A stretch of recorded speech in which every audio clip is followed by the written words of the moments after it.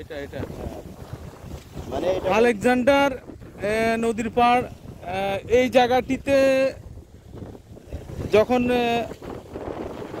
ইয়ে তুফান এই Roman signal Roman হয়েছিল দীর্ঘ সময়, এই জন্য ওই বেরিবাদ ভাঙ্গা গেছিল, ঠিক আছে।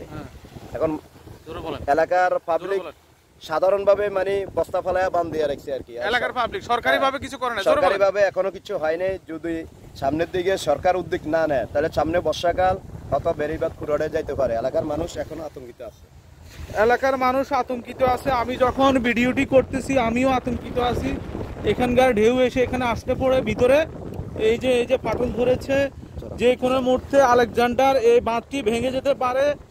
এই যে দেখেন প্রিয় দর্শক, এই যে দেখেন ভিতরে যা অবস্থা। আমরা রাতের বেলা ভিডিওটি করেছি, আপনারা দেখেন কি অবস্থা রয়েছে, বিপজ্জনক অবস্থা রয়েছে আলেকজান্ডারে এই বাঁধটি আপনারা দেখতে পাচ্ছেন।